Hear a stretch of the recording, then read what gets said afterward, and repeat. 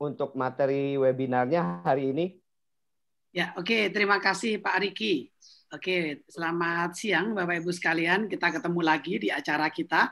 Ini adalah merupakan seri acara kita yang kita adakan untuk mengedukasi, memberikan edukasi khususnya kepada Bapak Ibu sekalian agar Bapak Ibu sekalian mendapatkan manfaat dari kami semua dalam menggunakan ilmu-ilmu baru yang bermanfaat untuk bisnis Bapak Ibu sekalian. Kalau Bapak Ibu sekalian sudah menggunakan iRip, Bapak Ibu sudah dapat manfaat yang luar biasa tentunya. Nah, berikutnya kalau kita bicara menggunakan ilmu-ilmu baru dalam bisnis kita, tentunya akan membuat bisnis Bapak Ibu akan meningkat, tentunya begitu. Meningkat lebih baik lagi sehingga bisnis Bapak Ibu sekalian akan menjadi bisnis yang luar biasa. Oke, hari ini topik kita seperti sudah disampaikan, topik kita adalah 4 teknik menangani komplain dalam bisnis retail. Ini menarik karena kalau kita bicara bisnis retail, maka kita sedang bicara sebuah bisnis yang banyak dilakukan oleh semua orang. Dan bisnis ini kadang-kadang ketika sudah berjalan sering mengalami hambatan di jalan. Hambatannya apa? Hambatannya adalah ketika seseorang tidak tahu cara melayani customer dengan baik. Tidak tahu cara melayani customer dengan baik sehingga bisnisnya jadi ujungnya awalnya buka baik, tiba-tiba jadi nggak baik karena apa? Karena banyak loyal customer yang akhirnya pergi. Banyak loyal customer yang akhirnya tidak ada lagi bersama kita karena apa? Karena mereka tidak puas dengan layanan kita. Nah, tentunya itu kita semua tidak ingin itu terjadi. Nah, kalau kita nggak ingin itu semua terjadi, tentunya kita harus tahu teknik menghandle komplain. Dan hari ini kita akan memberikan 4 cara yang akan kita bahas. Oke Bapak Ibu sekalian, kita tahu Bapak Ibu bisnis kan pasti sudah cukup lama dalam berbisnis dan Bapak Ibu pasti pernah menghadapi yang namanya komplain, pasti. Nah, kalau komplain itu dihadapi dengan benar, pasti customer akan senang. Tapi kalau komplain dihadapi dengan tidak benar, bikin customer justru tambah marah. Nah, kemarin di flyer dikatakan bahwa kalau ada customer yang marah lebih dari 5 menit, berarti yang salah adalah kita. Yang salah adalah pemberi jasa. Yang salah adalah kita karena kita tidak mampu menghandle komplain dengan baik. Oke, kemarin di sesi pertama kita belajar bagaimana menangani bisnis retail. Ya, kita belajar soal banyak hal, 3 tip jitu soal bisnis retail. Saya ulang sedikit apa tuh definisi bisnis retail karena urusannya dengan retail gitu. Retail ada kegiatan pemasaran produk, dijelaskan kemarin. Bisa barang, bisa jasa yang dilakukan secara eceran. Jadi kalau bicara retail pasti bicara soal eceran pasti. Untuk kebutuhan langsung customer tersebut. Nah, jadi retail beda dengan grosiran. Penjual retail sering disebut sebagai penjual eceran. Ya, jadi jumlah produk yang dijual satuan, enggak yang dalam bentuk besar ya. Oke. Nah, ini contoh bisnis retail. Nah, mungkin Bapak Ibu sekalian ada beberapa yang bisnisnya masuk dalam kategori ini, tapi yang tidak masuk sini bukan berarti enggak retail. Ya, pokoknya retail itu asal kita jualnya satuan tuh retail. Maka toko kelontong tuh retail, toko gadget tuh retail, kedai kopi tuh retail, laundry pun retail. Kursus pun bisa retail, bengkel juga retail, klinik kecantikan, klinik 24 jam, itu juga termasuk retail. Nah, dalam bisnis retail, itu diperlukan apa yang namanya saya katakan di awal bahwa perlu service excellent, perlu pelayanan terbaik. Jadi service excellent kata lainnya adalah pelayanan prima. Banyak dari kita yang seringkali berpikir bahwa bisnis ya jual barangnya aja yang penting bagus. Barangnya yang penting bagus deh. Nggak perlu pelayanan. Yang penting harga murah. Nah, ini kadang-kadang masuk dalam mindset kita. Nah, inilah yang salah Bapak Ibu sekalian. Bicara bisnis retail, kita tidak sedang bicara soal produknya saja. Kalau Bapak Ibu sering bicara hanya produknya saja, maka kita akan terjebak apa yang disebut sebagai price war. Perang harga. Nah, kalau sudah terjebak perang harga, ujungnya apa? Ujungnya yang diuntungkan adalah customer. Ya, customer senang gitu kalau ada perang harga. Benar nggak? Kalau toko sebelah jual jual kecap harganya 10.000, lalu kita jual 7.500, customer senang. Lalu tetangga sebelah lagi jualnya 5.000. Yang senang siapa? Customer. Kalau customer senang, bukan berarti bisnis Bapak Ibu baik. Kenapa? Saya yakin ketika Bapak Ibu masuk dalam price war, maka keuntungan Bapak Ibu akan turun. Ketika keuntungan turun, otomatis apa? Otomatis Bapak Ibu tidak bisa hidup jangka panjang. Itu pasti. Hukumnya begitu. Kecuali memang dalam bisnis Bapak Ibu sekalian, Bapak Ibu memang mau mikir bahwa bisnis Bapak Ibu adalah bisnis yang bakar uang. Itu lain ya. Kalau kita lihat bisnis startup sekarang, itu kan banyak yang bakar uang ya. Jadi mereka diskon sampai 80%. Tidak apa-apa. Mereka duitnya banyak. Nah kalau kita pebisnis retail yang uangnya kita perjuangkan satu barang aja untungnya nggak besar, kita ikut price war, ya kita yang kalah dengan pemodal besar. Maka hari ini kita belajar tentang apa yang disebut service excellent. Sedikit. Kenapa kok ini diajarkan dulu? Ya karena harus belajar service excellent dulu. Baru kita tahu pentingnya apa itu komplain. Nah, apa sih sebenarnya service dan kenapa sih service itu penting gitu ya? Kalau kita lihat, ini definisi service yang saya suka. Kegiatan atau aktivitas yang bertujuan memenuhi kebutuhan dan jika mungkin melampaui harapan. Ini definisi yang saya paling suka, saya paling pakai. Kenapa? Karena jelas banget bahwa servis itu, pelayanan itu, ketika kita jualan, kita pasti ada pelayanan. Dan pelayanan itu ada tujuannya memenuhi kebutuhan. Jadi, kalau Bapak Ibu hari ini pakai iRib, Bapak Ibu pasti juga memberikan servis. Artinya apa? Tadi dalam testimoni yang kita dengarkan di awal video bahwa saya jadi tahu stok saya berapa. Nah, ketika Bapak Ibu tahu stoknya berapa, otomatis Bapak Ibu apa? Bapak Ibu akan kulakan barang lagi kan gitu. Berarti customer yang datang nggak kecewa. Karena apa? Karena barang yang ia cari sudah ada. Barang yang mereka cari ada. Sehingga apa? Sehingga mereka tidak kecewa. Dan ketika mereka nggak kecewa, mereka akan datang lagi. Jadi stok yang ada itu juga merupakan pelayanan. Karena apa? Kalau ada orang toko kita, Bapak Ibu sekalian, pertama datang, cari air minum mineral misalkan, merek A. Bu, mau beli dong air minum merek A. Maaf Pak, nggak ada. Oh nggak ada ya? Iya, terima kasih kembali, pulang. Besoknya datang lagi, Bu, air minum A udah ada. Belum Pak, kosong stoknya. Dari pabriknya kosong. Mungkinkah dia datang untuk ketiga kalinya? Tidak jawabannya. Itu surveinya. Sehingga pengadaan barang yang selalu ada atau stok yang aman membuat Bapak Ibu jadi lebih baik dalam memberikan pelayanan. Jadi ternyata iRib memberikan manfaat yang luar biasa ya. Kalau tadi Bapak Ibu coba ada testimoni bahwa iRib, oh iya saya tahu stoknya, saya jadi tahu saya ini untungnya berapa, tahu. Sehingga apa? Kalau Bapak Ibu tahu top 10 produk yang dijual paling laris, maka Bapak Ibu otomatis akan menggunakan uang Bapak Ibu sekalian untuk kulaan barang-barang yang laris. Inilah yang disebut dalam bisnis yang disebut sebagai Pareto. Ya, kulaan barang untuk sesuatu yang paling laku. Jangan sampai Anda itu membeli barang lagi untuk barang-barang yang slow moving. Sehingga uang Anda berhenti. Ingat, bisnis retail itu bicara soal cash. Cash is a king. Ya, jadi kembali pada definisi service. Aktivitas yang bertujuan memenuhi kebutuhan. Kebutuhan customer harus terpenuhi, Bapak Ibu. Harus.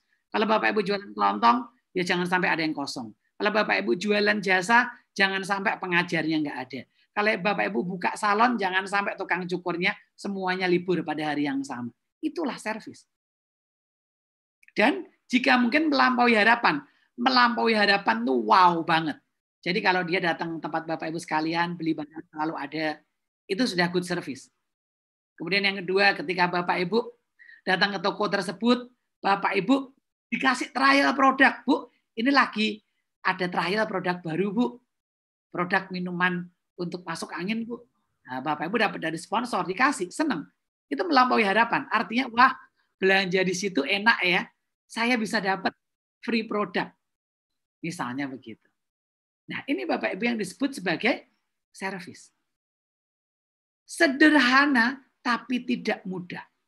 Mudah disebutkan, tapi tidak mudah untuk dijalankan. Inilah yang namanya service. Oke, pertanyaannya, apakah Bapak Ibu hari ini sudah memberikan service terbaik kepada customer? Kalau belum, yuk kita hari ini putar balik. Kita ingat bahwa tanpa customer kita nggak punya bisnis. No customer, no business. Tanpa customer, bisnis kita menjadi nol. Jangan dikit-dikit ada customer satu, dia datang, dia nggak puas, bilang, nggak apa-apa lah, satu doang. Udah nggak usah dengerin, customernya memang bawel kok. Udah deh nggak usah dengerin, memang dia gitu. Lama-lama kalau semua gitu, 1 tambah 1 tambah 1 tambah 1, bisa-bisa jadi 100. Itu service. Jadi Bapak Ibu, yuk kita berikan service terbaik. Ya. Nah, service itu ada 2 Bapak Ibu. Ada yang namanya service internal, antar departemen, dan ada service yang namanya eksternal, yaitu service kepada orang lain. Dalam hal ini, Bapak Ibu kepada pembeli Bapak Ibu sekalian, kepada customer Bapak Ibu sekalian. Nah, kenapa kok saya bahas soal 2 jenis service ini? Karena kalau internalnya tidak baik, maka eksternalnya juga pasti ikut-ikutan tidak baik. Itu pasti. Nggak mungkin tidak. Jadi artinya begini Bapak Ibu, realnya begini. Bapak Ibu punya tim, ya di situ punya toko Bapak Ibu punya 5 orang timnya, kecil. 5 orang ini ada 3 orang yang kelahi, bersiteru, konflik. Maka otomatis ketika ada customer datang, customer kerasa Bapak Ibu. Nggak mungkin begitu mereka sekarang lagi konfliknya macam-macam ya penyebabnya kalau di toko ya. Ada bisa jadi rebutan penjaga toko yang cantik, bisa jadi karena persaingan balapan motor, macam-macam. Artinya kehidupan sehari-hari masuk ke dalam toko Bapak Ibu. Nah, kalau mereka aja konflik, ada customer mungkinkah yang semula wajahnya cemberut? Begitu ada customer langsung, silakan, mungkin? Nggak mungkin, nggak gampang membentuk dari bentuk seperti ini menjadi bentuk seperti ini. Tidak mudah. Maka saya simpulkan external service, layanan kepada orang lain tidak akan pernah bisa berjalan dengan baik tanpa adanya internal service. Ini real, jelas, nyata. Ya, jadi pahamilah bahwa intinya yuk kita bangun agar internalnya benar.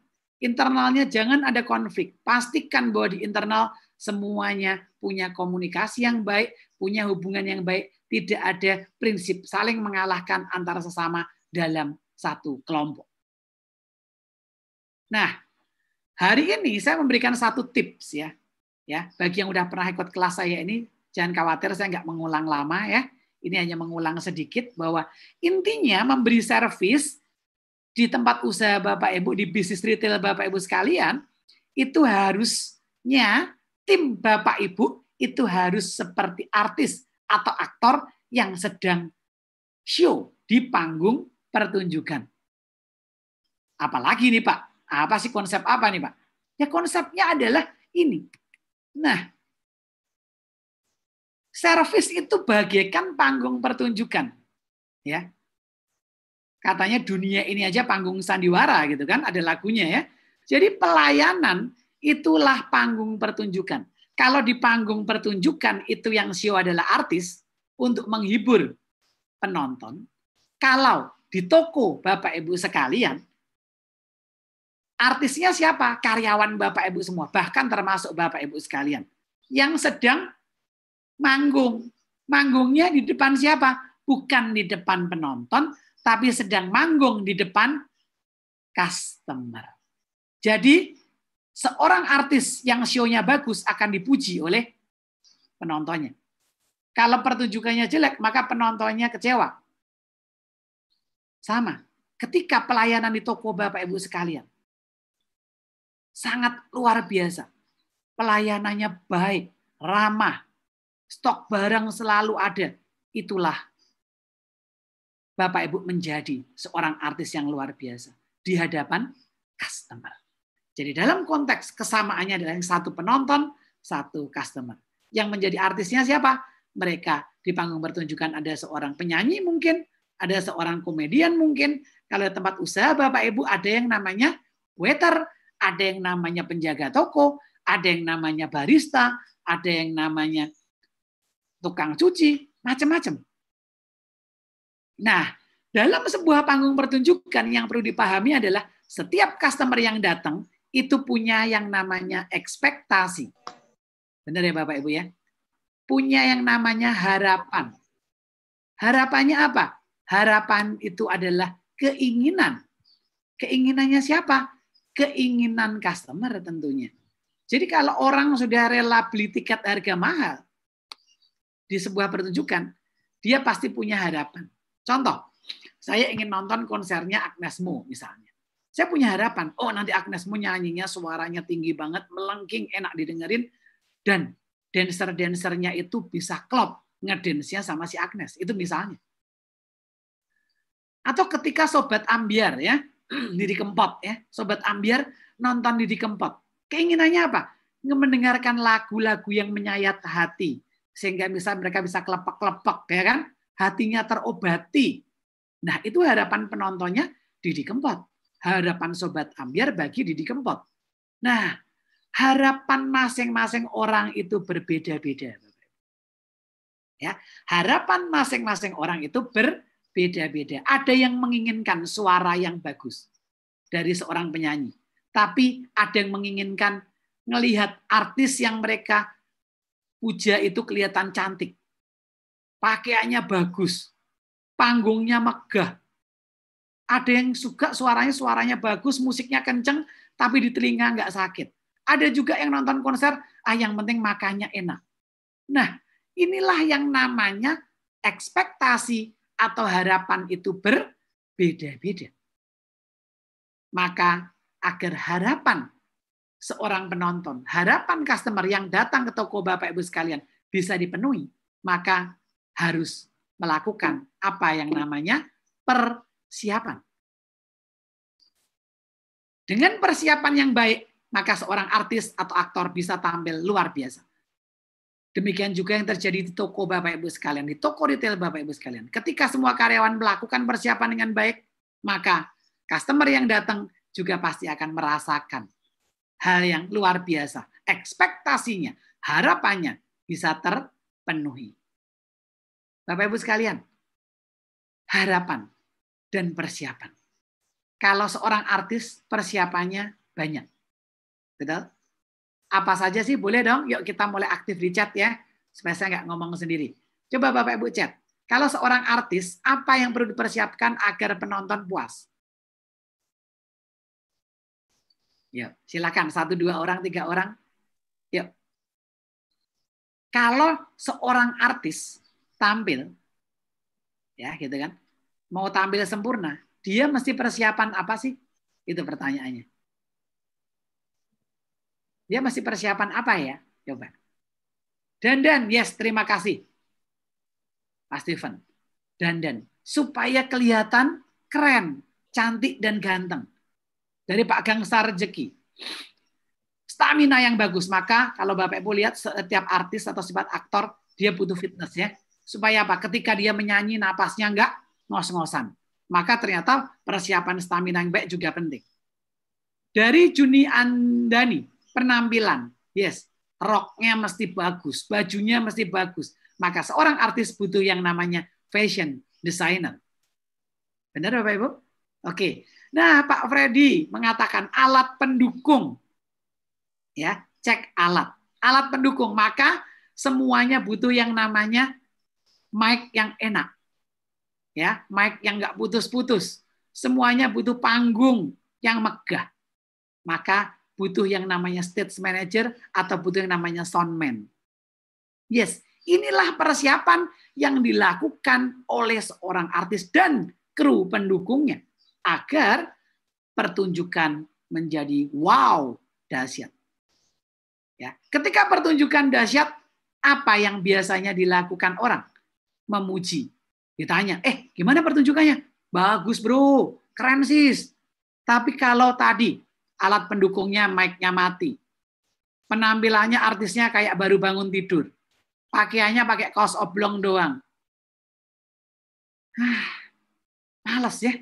Nah, ketika itu terjadi apa? Maka gagal pertunjukannya. Dan ketika pertunjukan gagal, maka apa yang terjadi? Ditanya, bro, gimana? Pertunjukannya bagus gak? Enggak. Jangan nonton lagi. Udah cukup sekali ini, jelek banget. Padahal cuma gara-gara Anda datang telat nggak kebagian snack, gitu kan? Anda bilangnya jelek banget. Inilah yang namanya customer. Customer tuh hobinya menambahkan bumbu. Menambahkan bumbu agar apa?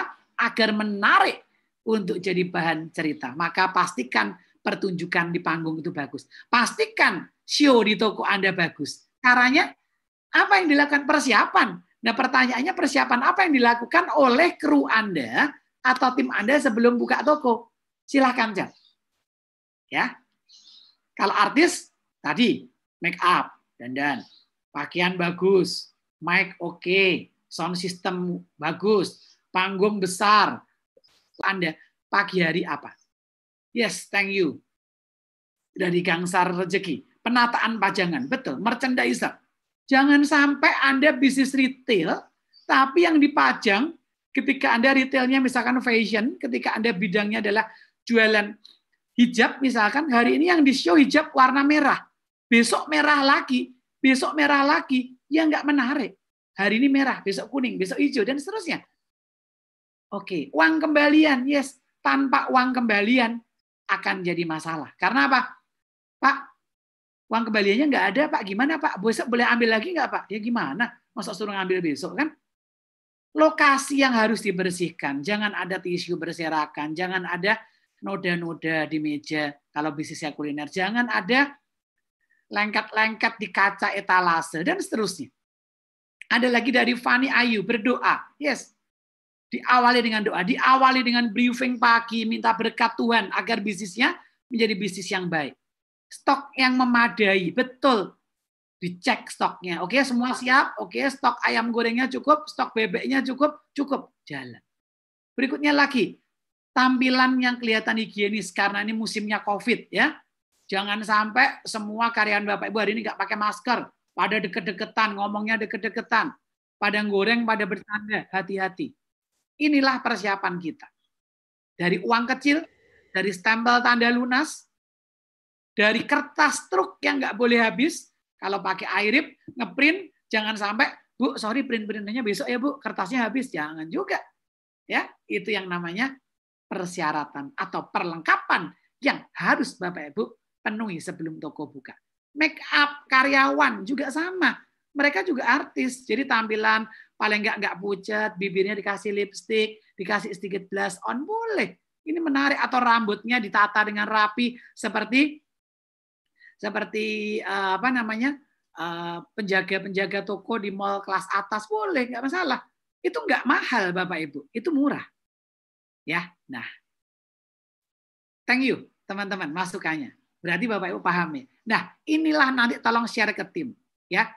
Kalau Anda siapnya benar, persiapannya benar, maka Anda akan sukses. Tapi kalau persiapannya nggak benar, Anda akan gagal. Kurang lebih begitu. Maka lanjut, ketika show dilakukan, pertunjukannya bagus, maka penonton akan bilang, wow, keren. Penonton keren bilang dari apa? Ada penonton yang hobinya lihat dancernya, maka dia menggunakan indera penglihatannya. Ada yang hobinya nonton konser, duduk diam, pejam matanya, dia sambil mantuk-mantuk, angguk-angguk. Oh, dia pakai indera pendengarannya. Ada yang juga konser pokoknya yang penting makan aja, boleh makan terus saja. Boleh juga. Masing-masing beda, saya katakan. Orang mengeluarkan uang tentunya tujuannya beda-beda. Nah, kesan yang ditangkap itu pasti dengan yang namanya 5 panca indera. Inilah 5 panca indera. Maka setiap penonton akan perhatikan dari sisi indera penglihatan, indera pendengaran, indera penciuman, indera pengecap, dan indera peraba. Inilah yang namanya customer experience melalui 5 sense of communication. Kalau ini diperhatikan, maka penonton happy lihat artisnya. Kalau ini Anda perhatikan di toko Bapak Ibu, maka customer juga akan puas, akan happy, akan cerita. Udah ke tokonya Pak Bejo aja, di situ enak, yang melayani ramah-ramah, udah cantik-cantik, ramah lagi. Nah, ini namanya dengan indera penglihatan. Ada yang bilang, aduh, kalau karyawannya si Pak Bejo itu ya, aduh, kalau ngomong itu halus tenan. Customer itu benar-benar seneng. Suaranya halus. J Pak, matur nuwun, terima kasih. Wow. Jangan di toko sebelahnya. Wah, itu mah semuanya kasar-kasar. Nah, indera pendengaran. Indera penciuman. Udah, datang aja ke salonnya Mbak Puji. Di situ wangi baunya, murah harganya, waduh alat-alatnya bersih. Guntingnya disteril. Nah, misalnya gitu. Nah, ini namanya indera penciuman. Bahwa indera penciuman berpengaruh. Maka kenapa ada yang namanya aromaterapi? Karena begitu aromaterapi Anda letakkan toko Anda, customer masuk, dia menghirup aromanya. Ketika wangi, maka dia akan mengatakan, ini tokonya enak, ini tokonya nyaman. Maka jangan heran kalau banyak-banyak produk retail di market yang diiklankan melalui indera penciumannya. Contohnya apa? Axe. Kesan pertama demikian menggoda. Selanjutnya terserah Anda. Betul? Ya. Aroma. Maka kalau di toko Anda, nah ini menarik. Selain penggunaan aromaterapi, selain menggunakan pewangi ruangan, apa yang tidak boleh terjadi dari sisi indera penciuman customer? Apa kira-kira? Yang ini bisa menimbulkan komplain ujungnya nanti sesuai dengan judul kita. Yuk, apa yang harus diperhatikan semua penjaga toko atau semua karyawan yang ikut terlibat dalam pelayanan agar tidak ada komplain dari sisi indera penciumannya customer? Silakan dicek. Ya, apa yang harus diperhatikan dari sisi indera penciuman? Penglihatan jelas kan, displaynya rapi, udah jawab tadi. Ya, pendengaran musiknya yang enak Pak, ngomongnya yang halus Pak, jangan gosip. Yes, oke. Kalau indera penciuman apa? Ya silakan. 1-2 orang dong. Ya, bau ketiak, bau mulut. Keren. Terima kasih Pak Riki. Jadi kalau si yang melayani itu bau mulut, ini namanya di salon nih ya, contoh ya Bapak mau gunting rambut, disambut sama si orang sana, buka terus selamat pagi Pak, baunya pete sama jengkol ya, gak enak. Namanya salon ya aromaterapi kan gitu kan, atau bau shampoo yang wangi. Lalu bau badan, hati-hati. Berapa sering kita kalau Bapak Ibu naik angkutan umum yang private kayak taksi ya, Bapak Ibu harusnya perjalanannya mau jauh. Dari satu jalan, mungkin jarak tempuhnya 10 kilo. Saya baru sampai jalan, baru sekilo, si abang taksinya bau badan. Anda bisa bilang apa, Pak, saya berhenti sini dulu aja, Pak. Terima kasih, Pak. Anda bayar. Hanya gara-gara bau badan. Jadi perhatikan bau badan orang yang melek. Khususnya bagi Bapak Ibu yang kerjanya di ruangan ber-AC, harus hati-hati ya. Perhatikan itu. Bau sampah. Nah, bau sampah juga penting. Perhatikan sekitarnya masih bersih. Tapi mungkin ada yang dari Solo nih ikut. Ada yang protes juga gini. Pak, di Solo itu terkenal Pak. Satu Timlo. Namanya Timlo Sampah Pak. Ya, namanya bukan Timlo Sampah. Tapi Timlonya itu dekat tempat pembuangan sampah. Di dekat pasar besar Solo. Tapi rame banget Pak. Ya, namanya Timlo tertentu itu. Nah, itu bukan berarti wajib ditiru. Kebetulan kebalikannya mereka udah terkenal, jadi bau sampah pun nggak apa-apa. Ya karena rasa makanannya udah sangat melegenda. Jadi jangan ditiru. Saya mau nyontoh dia deh. Ya salah ya. Ya jadi bau mulut, bau ketiak, bau badan, bau kaos kaki. Ingatkan tim Anda. Jangan kaos kakinya cuma satu dipakai seumur hidup, sepanjang zaman. Hati-hati ya. Baunya menyengat. Ini persiapan dari sisi indera penciuman. Maka nggak ada artis yang baunya nggak wangi, betul ya? Wangi banget. Kata si Tukul, smell good gitu ya. Jadi bau artis tuh wangi gitu. Oke. Dari indera pengecap. Indera pengecap apa? Pengecap itu dalam konteks harafiah adalah yang makanan yang masuk atau minuman yang masuk melalui mulut. Tapi secara lebih lebar dalam dunia servis itu adalah feel. Ya, feeling. Enak nggak sih masuk satu tempat feelingnya? Enak nggak ya? Bisa jadi begitu. Karena semuanya kan tidak jualan makanan ya. Kalau makanan, artikan harafiah. Bahwa makanan yang dijual mesti cukup enak. Saya nggak mengatakan harus enak banget, tapi cukup enak dan bisa dirasakan. Nah, nanti ketika Bapak Ibu suatu saat lagi musim puasa, lalu Bapak Ibu baik hati menyediakan tajil, atau menyediakan apa yang namanya permen, atau minuman pembuka, atau apapun, pastikan yang Anda berikan harus enak. Kurmanya pastikan kurma yang empuk. Jangan kurma yang sudah lama, yang ketika dimakan customer, bukan kurmanya yang masuk, tapi giginya yang patah. Betul? Jangan memberikan aqua yang sudah seret, yang udah dijemur seminggu 2 minggu, karena udah lama nggak dipakai. Jangan juga. Kalau memberikan kolak, pastikan kolaknya manis, enak. Nah, itu yang namanya indera pengecap. Dan yang terakhir adalah indera peraba. Indera peraba berhubungan dengan kulit kita, berhubungan dengan skin. Bisa tangan kita ketika berjabat tangan, bisa ketika Bapak Ibu menumpangkan tangan di meja, mejanya berminyak atau tidak, bisa ketika Bapak Ibu duduk di sebuah kursi di rumah makan, duduknya empuk atau tidak, karena menyentuh pantat Bapak Ibu, ini juga namanya indera peraba, itu penting. Jadi jangan sampai biarkan debu di mana-mana, sehingga ketika customer megang, berdebulah tangannya, sehingga jadi nggak enak ketika dipegang. Betul Bapak Ibu? Ini yang penting. Jadi ternyata, nah, resepnya perusahaan-perusahaan besar, bisnis-bisnis retail yang besar, yang sukses dari ini, karena mereka setiap hari concern dengan 5 panca indera. Mereka sangat fokus pada 5 panca indera. Saya sering bikinkan program begini, mungkin Bapak Ibu bisa coba program saya juga kepada klien saya. Jadi Senin saya berikan petunjuk ke klien saya, Senin adalah hari penglihatan. Selasa adalah hari pendengaran. Rabu hari penciuman. Kamis hari pengecap, dan Jumat adalah hari peraba.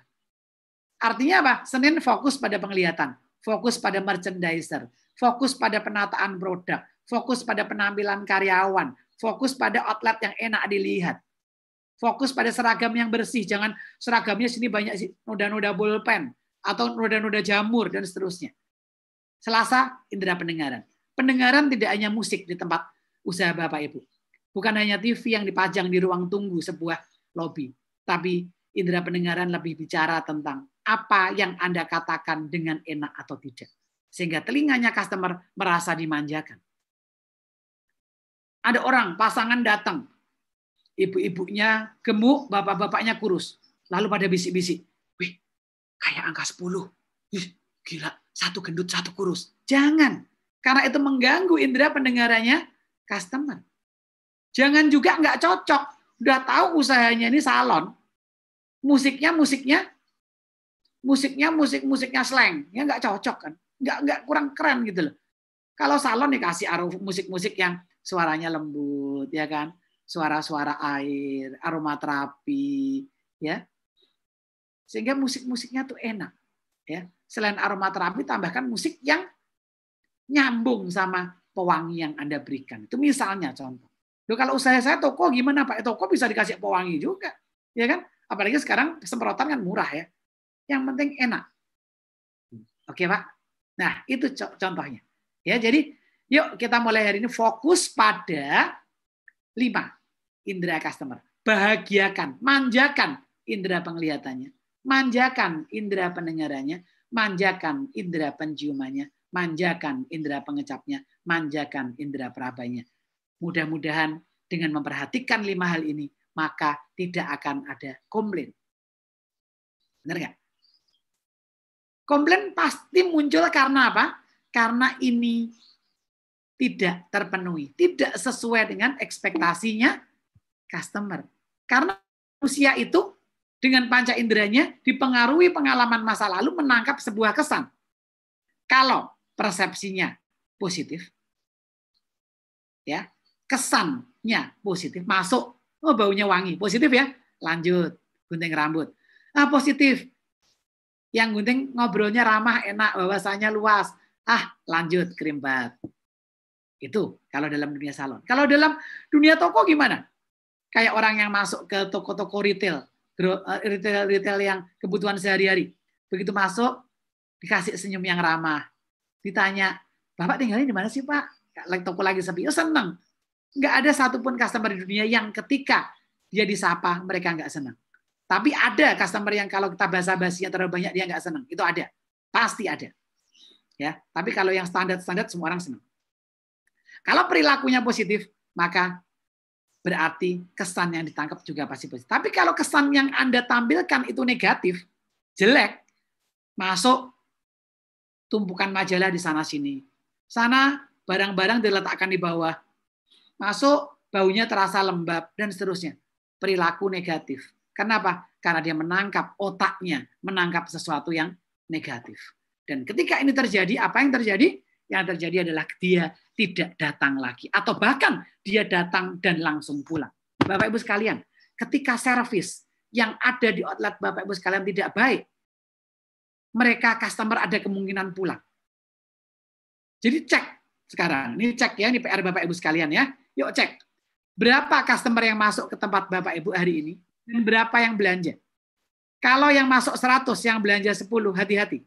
Kalau yang masuk 100, yang belanja 90, yang nggak jadi hanya 10, wajar. Jelas? Jadi ketika customer masuk, itu pasti ada yang gangguan. Contoh, kalau saya masuk satu resto, tiba-tiba saya masuk ke restoran Padang, kemudian di kacanya itu banyak lalat. Ada orang yang langsung pulang, betul? Tapi ada yang nekat makan, ya nggak apa-apa, itu haknya Anda. Nah, ini yang disebut sebagai persepsi. Karena pengalamannya masa lalunya dia makan di dekat lalat, nggak apa-apa, ya nggak apa-apa. Tapi kebanyakan orang, kita bicara soal common sense saja, bahwa orang intinya suka bersih. Maka ketika ada kecoa, ketika ada lalat di rumah makan, pastikan, pasti banyak customer yang keluar. Mencari alasan untuk nggak jadi makan. Oke, Bapak Ibu, ini persepsi. Maka ketika Bapak Ibu tidak bisa melayani dengan baik, ketika Bapak Ibu servisnya gagal, dalam istilah bahasa servis disebut service breakdown, maka customer akan mengajukan apa yang namanya komplain. Maka Bapak Ibu hari ini kita masuk ke materi utama kita, yaitu teknik menangani komplain. Ya, komplain tidak bisa dihindari. Komplain tidak bisa tidak terjadi, pasti. Tapi bedanya yang satu perusahaan komplainnya banyak, yang perusahaan lain komplainnya sedikit. Nah, bicara soal komplain Bapak Ibu. Komplain itu bisa jadi macam-macam ya, cara menyampaikan komplainnya. Nah, kita lihat dulu. Kenapa sih customer itu komplain? Customer bisa tidak puas dan dia bisa melakukan komplain. Jadi kata kunci ketika dia komplain pasti ada sesuatu yang dia tidak puas. Sesuatu yang tidak sesuai dengan harapannya. Sesuatu yang tidak sesuai dengan ekspektasinya. Ingat panggung pertunjukan. Setiap kali pelayanan ingat panggung pertunjukan. Oh, harapannya penyanyinya ketika tampil pas lagu pertama, dia tuh penyanyinya itu tiba-tiba terbang dari atas pakai tali, turun. Wow, show-nya oke. Tapi tiba-tiba penyanyinya langsung ruangannya terang, langsung nyanyi. Jelek. Tidak dramatis, kata beberapa orang. Kembali soal ekspektasi. Jadi komplain terjadi karena harapan atau ekspektasi sekali lagi tidak terpenuhi. Yang Anda lakukan sebagai pemberi jasa, yang Anda lakukan sebagai penjaga toko, yang Anda lakukan sebagai penjual, itu tidak sesuai dengan maunya customer. Disitulah terjadi komplain. Nah, masuk sedikit ke teori, bahwa dalam komplain, Jack Dipsing mengatakan dalam sebuah riset penelitiannya yang berjudul A Typology of Consumer Dissatisfaction Response Style, ya, ini membagi respon orang-orang yang mendapatkan pengalaman buruk ke dalam 3 level reaksi. Ternyata komplain aja ada teorinya, yes.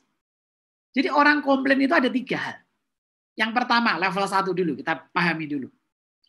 Level 1 apa? Pelanggan angkat bicara dan memberikan langsung kepada penjual. Artinya pembicara langsung ngomong kepada penjual.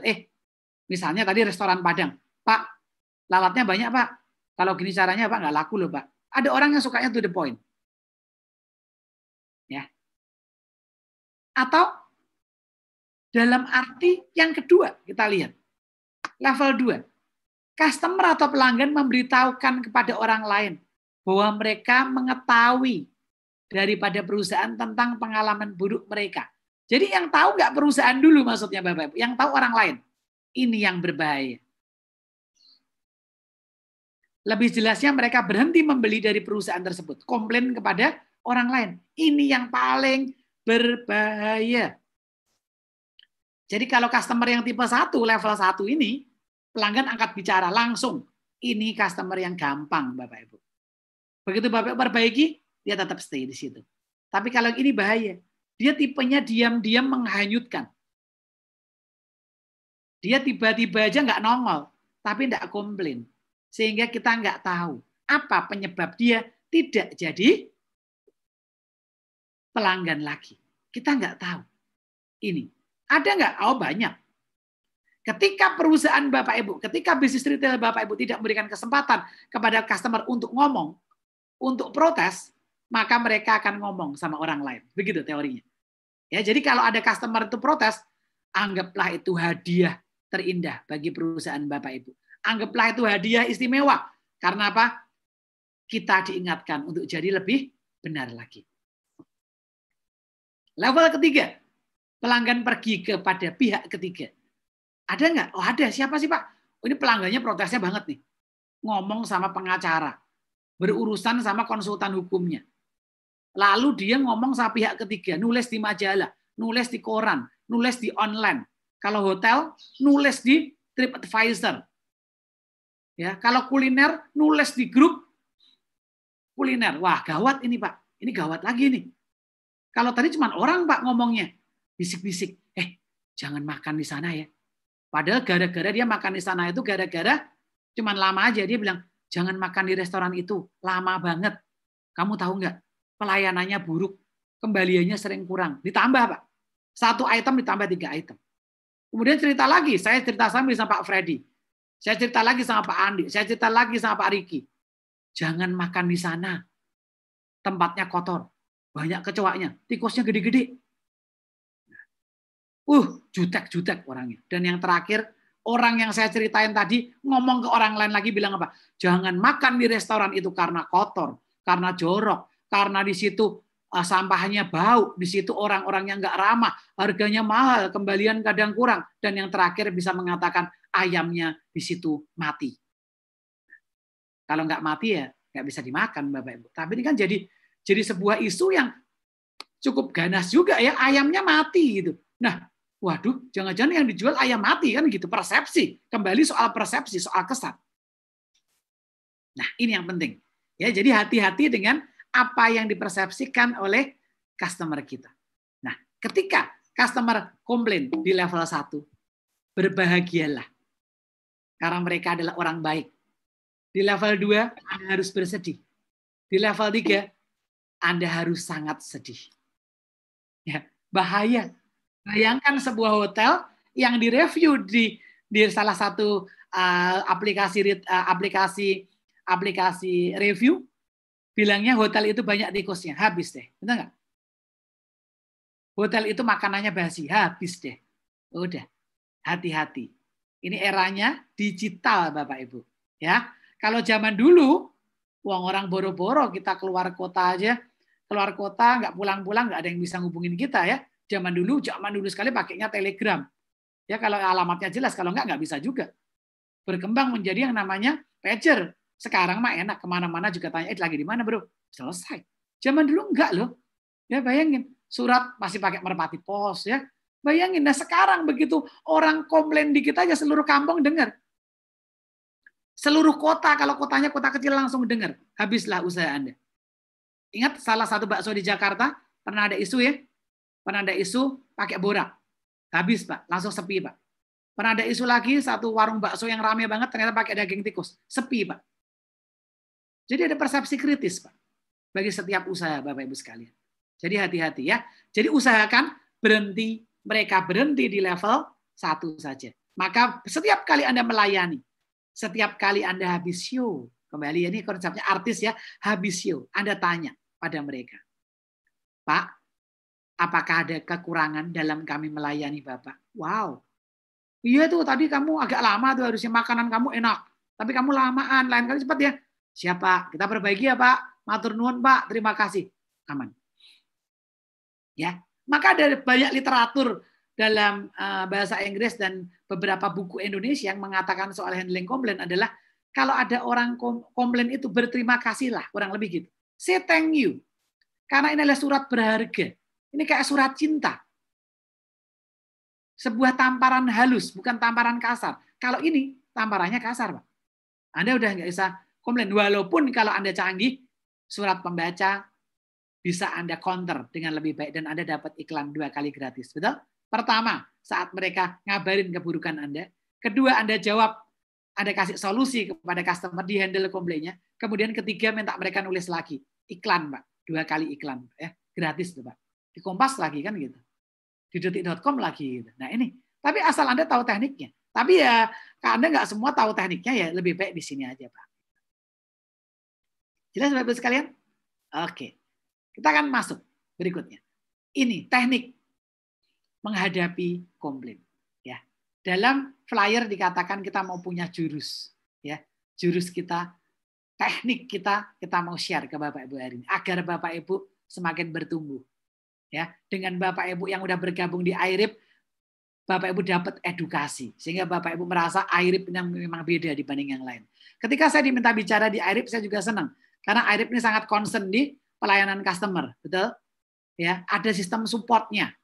Bapak Ibu lihat di YouTube semua ada edukasinya. Ini yang dahsyat.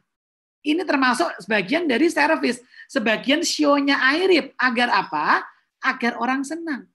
Maka ditambah lagi. Ada stok. Nanti ditambah apa lagi Pak Riki katakan banyak. Saya nggak tahu fungsinya apa saja. Tapi yang jelas iRib berusaha untuk menciptakan sebuah software yang memiliki service level yang baik. Ini kekuatannya. Kalau bicara POS banyak. Betul Bapak Ibu? Bicara software banyak. Tapi bicara software yang concern pada customer tidaklah banyak. Bicara soal software yang memberikan edukasi seperti pendidikan seperti ini kepada Bapak Ibu enggak banyak. Ya, iRib harus mengeluarkan sejumlah dana. Betul? Persiapan sumber dayanya harus semuanya ditaruh di sini. Bapak Ibu masuk di Zoom, teman-teman yang enggak daftar Zoom bisa nonton di YouTube. Inilah service level. Ini adalah pelayanan iRib untuk Bapak Ibu, customer yang mereka hormati. Inilah pelayanan. Ya, oke, kita akan bicara.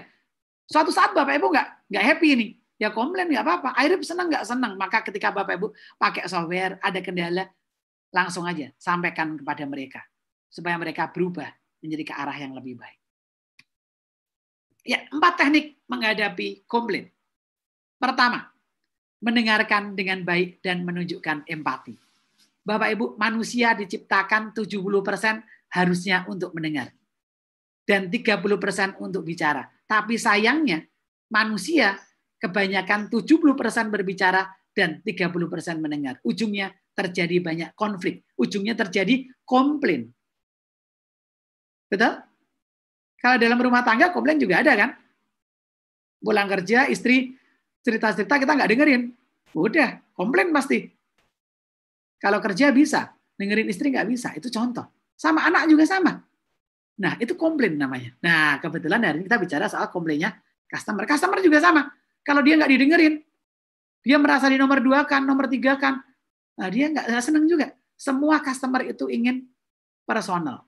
Maka Bapak Ibu punya customer di bisnis retail Bapak Ibu, entah itu jasa, entah itu produk, utamakan mereka. Bu, ini spesial buat Ibu. Hatinya kerasa beda, Pak. Oke, nanti saya terangkan satu-satu ini cuplikannya dulu ya. Nah, yang kedua, menggunakan teknik komunikasi yang benar. Tidak semua orang punya teknik komunikasi yang benar, Bapak Ibu.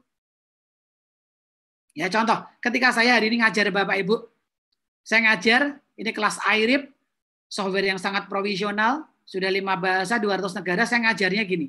Ini contoh ya Bapak Ibu ya. Jadi gini Bapak Ibu ya, Bapak Ibu paham nggak? Bahwa bisnis itu harus servisnya lebih baik. Paham? Jadi gini loh, enak nggak? Nggak enak. Berarti saya tidak punya teknik komunikasi yang benar. Tapi ketika saya berkomunikasi seperti ini, Bapak Ibu sekalian, kita akan belajar 4 teknik menghadapi komplain. Yang pertama, mendengarkan dengan baik. Yang kedua, gunakan teknik komunikasi yang baik. Bapak Ibu lebih senang dibanding cara saya yang pertama. Benar? Yes. Yang ketiga, memahami masalah dengan baik dan benar. Bapak Ibu nggak gampang loh memahami masalah dengan baik dan benar. Ya. iRib ini jago nih ya, memahami masalah customer. Toko-toko retail dengan benar ya. Itu yang salah, tapi bukan dalam konteks komplain ya. Mereka paham gitu. Nah, dalam komplain juga sama, memahami masalah dengan baik dan benar. Ketika customer marah, dengarkan dia, gunakan teknik komunikasi yang benar, lalu memahami. Oke. Ya, paham? Nah, baru yang terakhir memberi solusi. Ada catatannya, memberi solusi secara cepat. Kita akan bahas satu persatu Bapak Ibu. diawali dari yang pertama. Mendengarkan dengan baik dan menunjukkan empati. Apa sih maksudnya? Mendengarkan dengan baik adalah tidak hanya mendengarkan dengan telinga, tapi mendengarkan dengan telinga, dengan hati, bahkan dengan mata. Mata yang mendengarkan itu beda loh. Ya, kalau misalkan saya buka kacamata saya, orang dengerin tuh gini. Ya, Bu. Oke, Bu. Nah, kan ada gitu. Kalau Anda dengerin orang, Anda dengar telinganya pasang, customer depan Anda kata customer, oke Bu, saya dengar Bu. Oke, ya, customernya di sini nih. Ya Bu, saya dengar Bu. Loh kan saya masih mendengar dengan telinga saya Bu. Hati-hati. Tidak bisa. Mendengar itu tidak cukup hanya dengan telinga. Mendengarkan dengan hati. Dengan empati. Apa sih empati? Menempatkan diri. Tahu apa yang customer rasakan. Bu, saya paham Bu apa yang Ibu alami. Kalau Anda salah, minta maaf Bu. Kami minta maaf. Tapi kalau Anda nggak salah, jangan pernah minta maaf. Tapi cukup katakan, kami mohon maaf atas ketidaknyamanan yang harus terjadi. Tapi bukan minta maaf karena salah. Beda ya Pak ya? Jadi kalau nggak salah, jangan dikit-dikit ya Bu. Maaf, kami salah Bu. Kalau Anda stoknya habis, customer marah ya, maaf Bu, kami stoknya nggak ada. Maaf. Tapi kalau Anda udah baik-baik saja, memang dasarnya customernya bawel, terus Anda bilang, gimana sih Pak? Ini kok transaksi di kasirnya lama, padahal Anda udah cepat yakin 1 menit. Tapi mereka nganggap lama. Mohon maaf ya Bu atas ketidaknyamanannya. Tapi Anda udah punya standar 1 menit misalnya. Atas ketidaknyamanan, bukan atas kesalahan saya. Itu yang sedikit beda. Ya, jadi biasakan latih tim Anda atau Anda yang juga terlibat mendengarkan dengan telinga dan hati. Yang kedua, jangan menganggap masalah sepele. Ingat bahwa reaksi tubuh Anda, nanti saya akan bahas itu poin kedua, reaksi tubuh Anda itu berbeda. Ketika Anda menganggap masalah sepele, maka Anda duduknya kan gini. Jadi masalah Ibu apa sih? Oh, cuman gitu. Itu mah gampang, Bu. Kecil, itu masalah gampang. Nah, itu nyepelein namanya, Pak. Nggak boleh ya. Bu, kami paham, kami dengarkan, dan mudah-mudahan kami bisa memberikan solusi ya, Bu. Silahkan, Bu. Dengerin. Mengiyakan. Kalau mengiyak, jangan. Beda ya. Yang satu gini. Iya, Bu. Yang satu.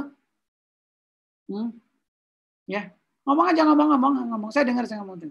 Beda, Bapak Ibu sekalian. Ya. Jangan menganggap masalah itu sepele.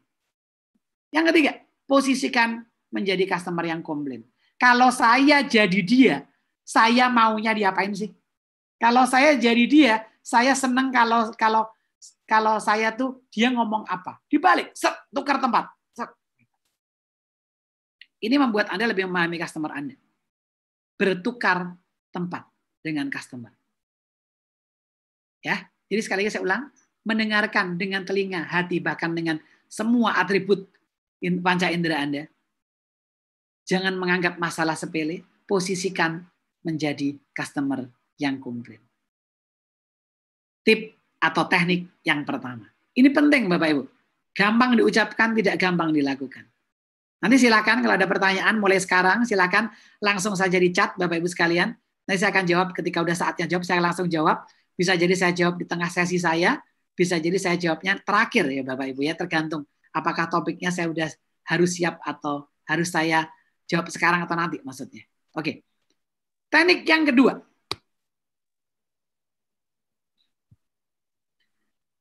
Yaitu menggunakan teknik komunikasi yang benar. Teknik komunikasi. Apa sih komunikasi? Komunikasi apa saya terangkan setelah ini, tapi saya mau lihat poinnya dulu. Teknik menggunakan teknik komunikasi yang benar itu artinya apa? Jangan mengulang pertanyaan yang nggak perlu. Contoh, banyak pemberi jasa, banyak penjaga toko retail, banyak orang yang terlibat dalam bisnis retail ketika customer mengatakan ketika dia komplain. Pak, jadi saya tuh kesel, Pak. Orang kesel kan gitu. Saya mempraktekkan customer, Bapak Ibu. Saya ini lagi kesel, Pak. Terus saya jadi orang kedua yang layani. Oh, jadi Bapak kesel. Iya. Saya itu beli barang banyak. Ternyata barangnya ini semua expired. Terus Bapak Ibu, oh, expired ya, Pak. Nah, banyak yang gitu, banyak. Kayak burung beo. Customer bilang apa, dia bilang apa? Jadi saya sama protes. Mau protes ya Pak ya? Ngulang-ngulang doang. Ngulang pertanyaan atau ngulang pernyataan. Ini nggak boleh. Jangan menimbulkan miskomunikasi.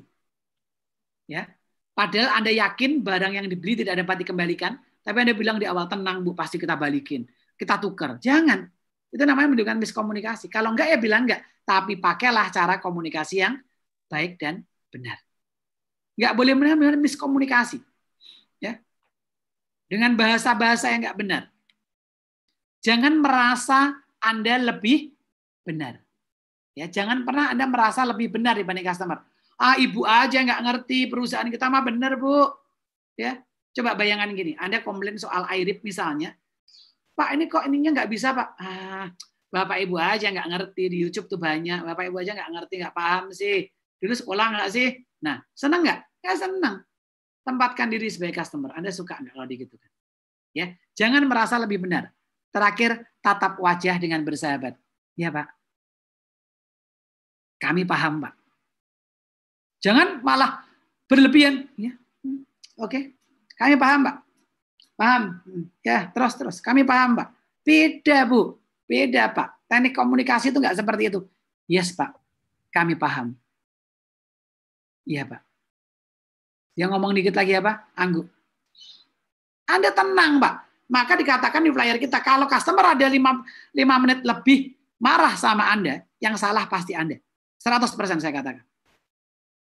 Marah itu orang cuma 5 menit. Bayangkan kalau dia marah-marah, Bapak Ibu cuma dengerin aja lah. Dengerin, wajahnya natap sambil angguk. Iya Pak. Kami paham Pak. Kami minta maaf Pak. Iya, pertama kencang. Kamu gini terakhir. Ya gitulah Mas. Saya itu kan senang sama perusahaan Anda Mas. Cuman ya kamu berubah lah Mas. Udah tenang. Selesai. Baru selesaikan masalahnya. Tapi kalau Anda tantangin, Pak, barang yang dibeli tidak dapat dikembalikan Pak. Nggak bisa. Tetap nggak bisa, Pak.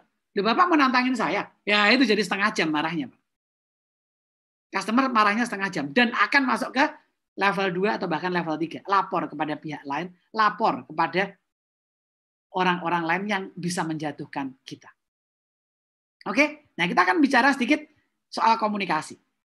Komunikasi itu apa sih sebenarnya? Karena ini penting ya, Bapak Ibu sekalian. Paling penting itu komunikasi dalam topik kita ini. Proses penyampaian pesan dari seseorang kepada orang lain secara verbal maupun non-verbal agar terjadi persamaan frekuensi. Ya, kalau saya customer ngomong apa mau ngembalikin barang, kemudian Bapak Ibu ngomong yang lain lagi, di sini sih barang kami baik-baik selalu sih Pak. Nah ini mau komplain, Anda bilang baik-baik, ini namanya bertolak belakang, bukan komunikasi. Paham ya? Oke. Jenis komunikasi ada 2 tadi dikatakan Bapak Ibu. Ada yang namanya verbal. Verbal itu komunikasi dengan kata-kata lisan atau tertulis. Itu namanya verbal. Yang satu lagi, komunikasi nonverbal. Yaitu komunikasi menggunakan gestur, postur, bentuk tubuh, gestur, tatapan mata, ekspresi, saya marah. Ya Bu, silakan. Ini ekspresi, mimik muka, dan intonasi. Ya Bu, kami paham atas apa yang Ibu sampaikan. Jangan, iya kita sih paham-paham aja, tapi Ibu ngerti nggak sih ada tulisan nih, baca. Barang yang dibeli tidak dapat dikembalikan. Paham Bu, paham. Pikir Bu, pikir. Itu nonverbal. Hati-hati Pak.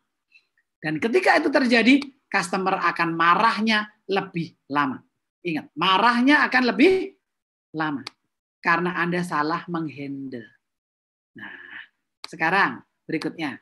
Komunikasi. Saya mau nanya, komunikasi verbal dan non-verbal itu penting mana sih Bapak Ibu? Ya, silakan bantu jawab dong. Lebih penting yang mana? Dua-duanya sama-sama penting ya. Tapi saya tanya, lebih penting yang mana? Verbal atau non-verbal?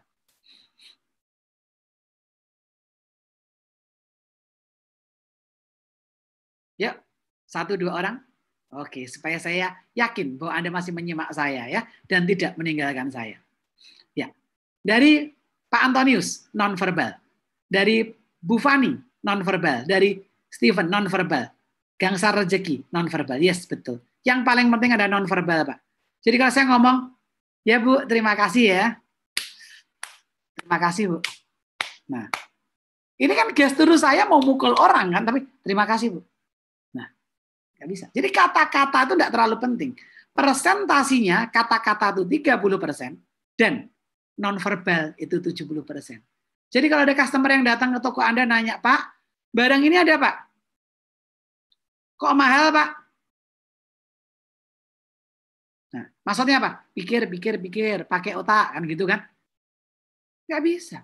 Hati-hati dengan nonverbal. Pak, nggak ada diskon, Pak. Nah, itu nonverbal. Hati-hati, Bapak Ibu. Lebih kejam nonverbal itu, ya. Lebih berdampak, masuk ke hati. Maka dalam komunikasi, Bapak Ibu, hindari kata-kata tak bersahabat. Sesalah apapun customernya, Anda tidak boleh membenarkan, tapi Anda tidak boleh mengejek atau tidak boleh meremehkan mereka. Misalnya mereka komplainnya salah. Ini ATM saya ketelan nih, Pak. Padahal saya pinnya udah benar. Kan enggak ada logikanya udah pin benar. Ketelan kan, jarang banget gitu maksudnya. Jangan bilang gini, Bapak sih ATM diingat-ingat dong. Otaknya dipakai, Pak. Nah, itu namanya killer word. Mbak, nggak ada diskon, Mbak. Hari gini minta diskon. Pikir. Cari barang tempat lain kalau ada. Itu killer word, Bapak Ibu. Ya, killer word itu kata-kata yang diungkapkan membuat customer sakit hati. Itu killer word. Sedangkan sarannya adalah gunakan magic word. Kata-kata ajaib yang kalau diucapkan, customer merasa happy. Merasa tersanjung. Merasa dihormati. Merasa diberikan hormat. Pak, terima kasih sudah datang, Pak. Izinkan saya menjelaskan ya, Pak. Tenang dia. Pak, begini. Barang yang dibeli tidak dapat dikembalikan, Pak. Tapi saya punya solusi, Pak, untuk kedepannya, Pak. Nah, kedepannya kasih solusi. Senang dia, magic word. Pak, kamar mandi di mana? Oh, Ibu jalan lurus, Bu. 100 meter ke kanan ya, Bu. Magic word. Mas, kamar mandi di mana? Lurus. Lurus. Nah, itu killer word. Hati-hati juga dalam komunikasi yang Anda tulis. Entah itu surat tagihan kepada customer Anda, entah itu tulisan-tulisan dalam toko Anda, hati-hati. Toko retail biasanya sukanya nulis apa? Barang yang dibeli, barang pecah berarti membeli, betul? Ya boleh, Anda nulis gitu nggak salah, itu aturan Anda. Tapi jangan sampai tanda serunya 30 kali, Bapak Ibu. Betul? Tanda serunya cukup satu aja. Pecah berarti membeli. Atau mohon maaf, berhati-hati ya. Nah, itu beda. Sama kayak tulisan. Di mana-mana tulisan di kamar mandi, jagalah kebersihan. Tanda serunya banyak. Ada lagi tulisan, hanya orang-orang beriman yang kencing pada tempatnya. Ada lagi kata-kata, hanya binatang yang kencing sembarangan. Itu killer word, Bapak Ibu. Yang magic word itu apa sih? Kebersihan sebagian dari iman. Wow, magic word. Jika toilet ini bersih, Andalah orang yang paling berjasa. Itu kata-kata, Bapak Ibu. Magic word yang punya power. Ingat ya, ada satu bisnis retail di Jakarta yang saya berkali-kali saya jelaskan dalam seminar saya yang serupa. Ya, ada tulisan gini, jam 10 strip 12 tidak meeting. Jangan bosan yang udah pernah ikut kelas saya ya. Jam 10 strip 12 tidak meeting. 12 strip 14 tidak meeting. Dan restoran tuh hari ini sepi, Bapak Ibu. Kenapa? Orang Jakarta kalau makan pasti sambil meeting. Tulisan hanya tulisan satu, tempelan kertas. Membuat restoran jadi sepi. Hati-hati dengan bahasa Anda. Hati-hati dengan sesuatu yang killer word. Ya. Tidak boleh membawa makanan dalam restoran kami. Jika ada kami tahan. Nah, itu killer word, Bapak Ibu. Tapi kalau Anda bahasanya sopan, Anda bawa tentengan air mineral, kemudian si petugasnya datang, mohon maaf Pak, kami tidak bisa jika ada barang dari luar yang masuk ke restoran kami. Mohon maaf ya Pak. Selesai. Dia malu juga Pak. Orang itu punya harga diri juga. Asal Anda caranya benar. Tapi kalau Anda sampai tunjuk-tunjuk, apaan nih Pak? Bapak bawa apa nih? Air. Di sini ada air. Emang Bapak nggak kuat beli ya? Kacau lah semua. Itu communication. Jelas sampai di sini? Kalau ada pertanyaan silakan ya. Langsung saja disampaikan Bapak Ibu. Oke. Nah, dalam komunikasi ada hukum Ritz. Saya cepat aja. Respect, hargai customer Anda. Empati, udah saya sebutkan di atas. Audible, kalau ngomong yang jelas Pak, jangan kayak kumur-kumur. Jadi gini Pak, kamu udah kembalikan, jadi Bapak udah ngomongnya gitu kayak kumur-kumur, nggak boleh. Respect itu seperti padi menunduk. Ya Pak. Maka orang Jepang itu paling suka. Ya. Nah, gitu. Respect. Clarity, jelas. Ada yang nyebut C-nya kadang-kadang care. Silahkan saja. Ya. Yang terakhir humble, rendah hati. Jangan tinggi hati. Jangan merasa Anda orang, tim Anda ada yang anaknya orang kaya, tapi kebetulan dia jaga di kafe Anda, karena orang kaya, customer diajak kelahi, nggak boleh. Kalau kamu sudah menempatkan diri menjadi waiter di situ, kekayaanmu bukan yang utama. Tapi tugas kamu di situ sebagai apa? Pelanggan. Humble, rendah hati. Jadi ingat ya hukum Rich. R-E-A-C-H. Oke, kita akan masuk ke jurus ketiga. Memahami masalah dengan baik. Bapak Ibu, ini nggak gampang ya. Sama seperti kalau Bapak Ibu misalnya di kantor Bapak Ibu atau di tempat usaha Bapak Ibu mengadakan meeting, lalu suruh admin atau sekretaris bikin catatan, itu nggak semuanya hasilnya bagus. Karena orang itu menyimpulkan memahami masalah itu belum tentu semuanya benar. Ya baca buku aja kadang ambil kesimpulan salah kan gitu.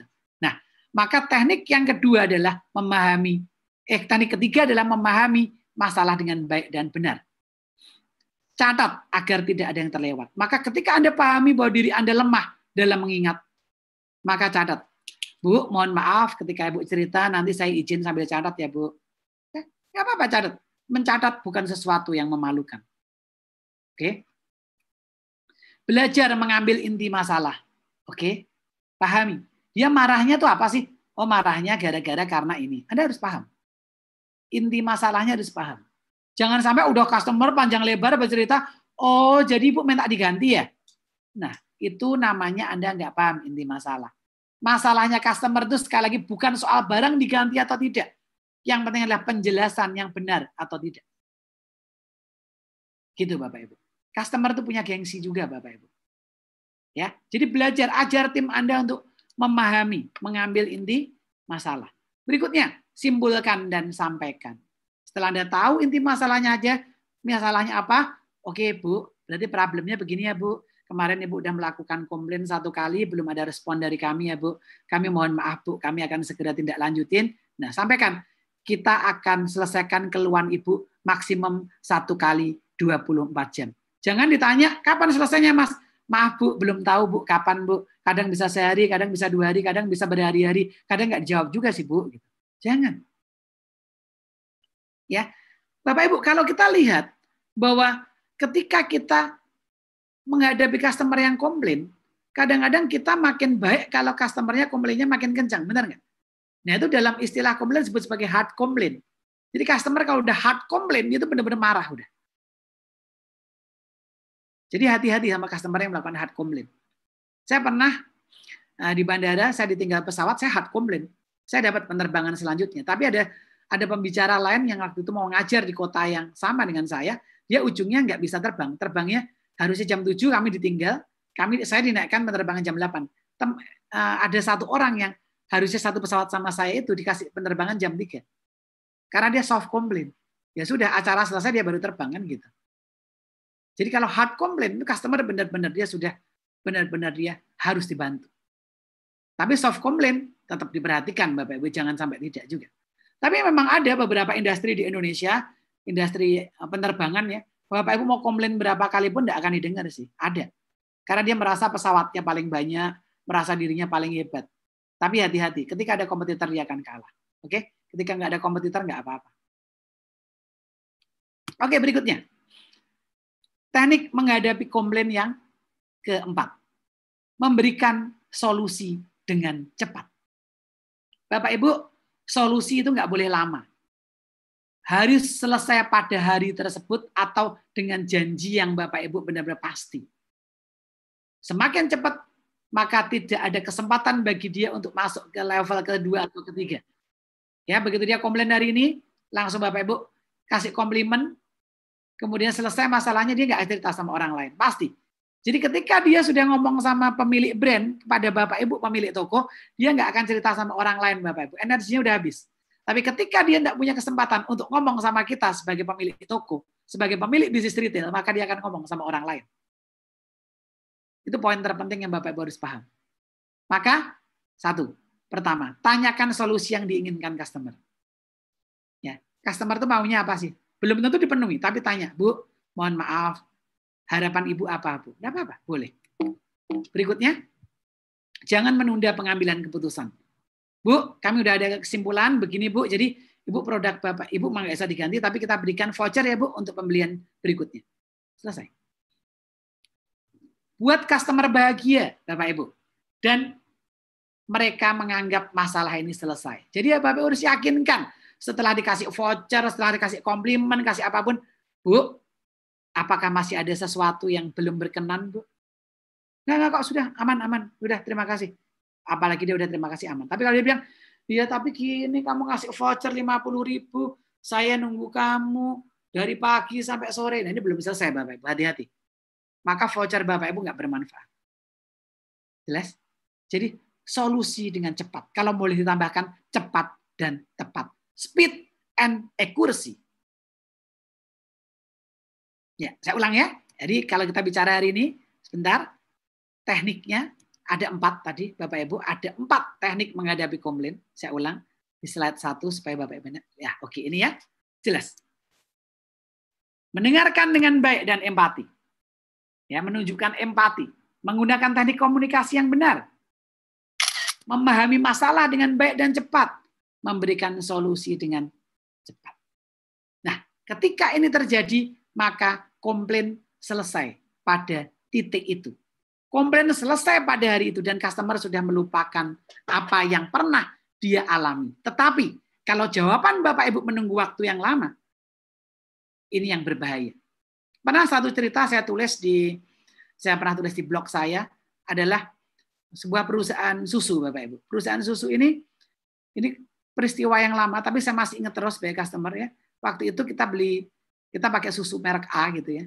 Kemudian ada perusahaan merek B yang menawarkan lewat telepon. Biasalah, kita pulang dari rumah sakit, pasti banyak yang nawarin. Kita beli susu di supermarket, setelah itu banyak yang nawarin biasa. Lalu karena kita yang penjualnya agak baik, kita beli susu tersebut. Bu, beli 2 deh, Bu. Nah, nanti kita kasih bonus tas. Oke lah, biasalah. Kalau ibu-ibu tawarin gitu kan pasti mau ya. Ya, dah. Oke, belilah kita 2. Produk dikirim tuh, Bapak Ibu, susunya. 2 hari kemudian telepon lagi, Bu, nggak beli susu lagi, Bu, gitu. Ya kan? Istri saya nanya, loh, hadiahnya yang kemarin janjikan mana ya? Loh, hadiah apa ya, Bu? Kok saya nggak tahu ya? Coba saya tanyakan deh itu. Nah, ya kan? Udah hilang lagi, 2 hari lagi telepon, Bu, susunya udah habis belum, Bu? Ditanya lagi, iseng kita. Saya sengaja ngomong sama istri, tanya lagi. Hadiahnya gimana? Oh, hadiahnya kayaknya udah diproses deh, Bu. Bu, ngomong-ngomong mau beli susu berapa lagi? Ini yang namanya nggak empati. Contoh, nggak empati. Betul, Bapak Ibu? Jelas banget ya. Nggak empati. Dia hanya jualan, tapi nggak memikirkan hatinya konsumen. Tapi perusahaan susu yang kedua beda, Bapak Ibu. Perusahaan susu yang kedua, ketika kita beli susu di supermarket, kemudian dia suruh kita isi form, kemudian dia bilang, Pak, nanti karena Bapak beli banyak, Bapak dikasih hadiah.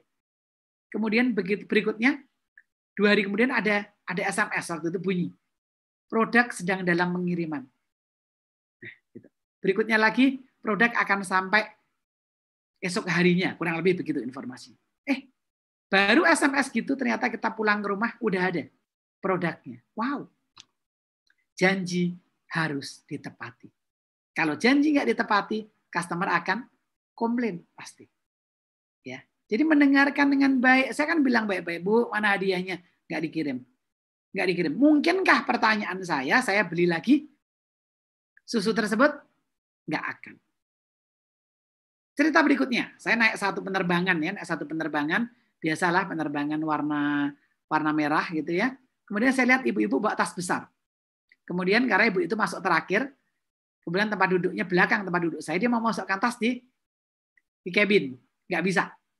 Terus si pramugarinya bilang, tasnya kegedean sih Bu, nggak bisa masuk. Loh, kalau nggak bisa masuk, harusnya kan tadi bilang dari tadi waktu di bawah, betul kan? Waktu check-in kan? Benar nggak? Oke.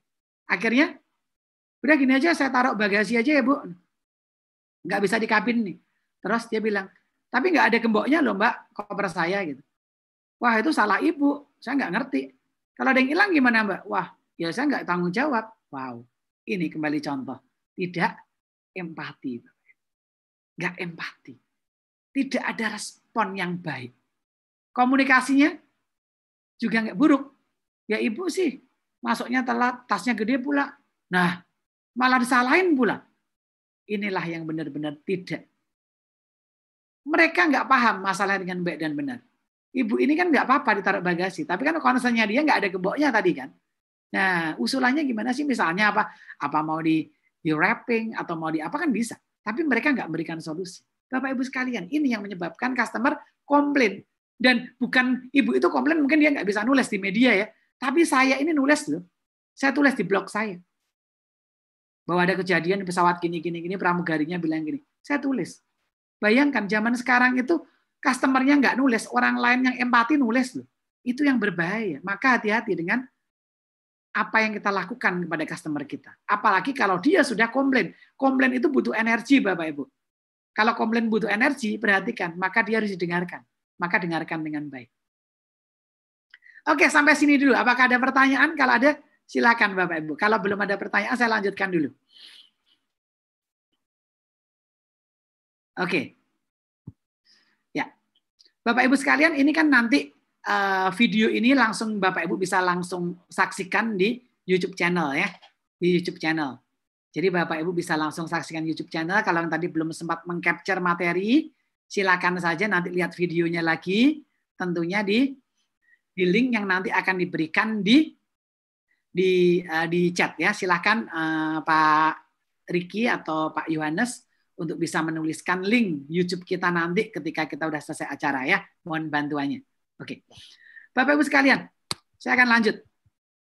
Ini ya supaya Bapak Ibu kelihatan mulai karena inti materi kita hari ini adalah ini. Saya agak lambat supaya Bapak Ibu mengulang sedikit karena katanya ngelihat 2 kali lebih baik.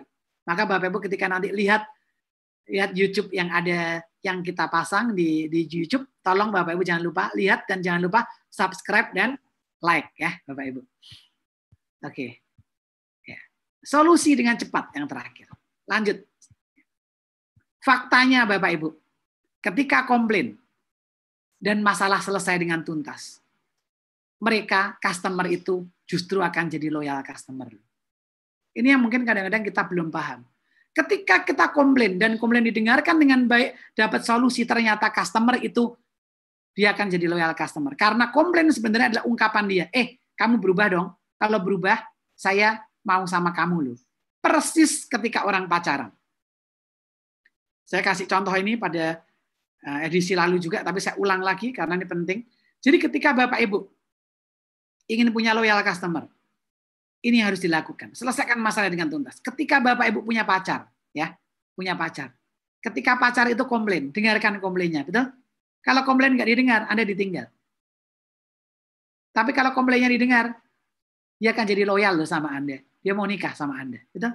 Seperti itulah kurang lebih analoginya. Jadi selesaikan komplain dengan kecepatan yang tinggi, dengan ketepatan yang tinggi juga. Dan yang terakhir pesan saya adalah doronglah customer untuk memberikan saran, masukan atau kritik. Bahkan menyampaikan komplainnya, karena itu akan menjadi usaha, membuat usaha Anda menjadi lebih baik dari waktu ke waktu.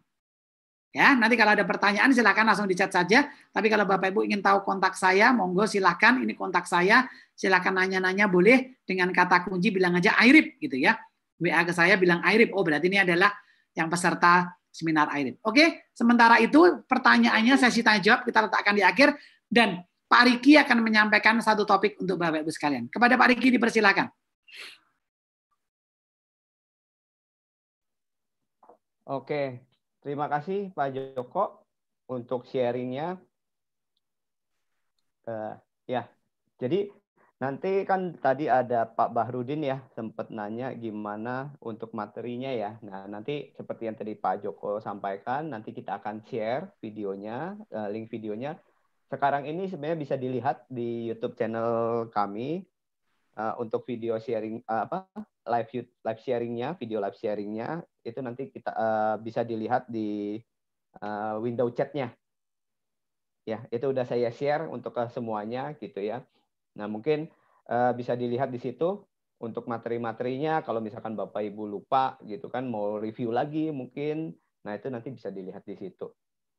Ya, oke. Pak Joko, itu sepertinya ada pertanyaan, Pak Joko.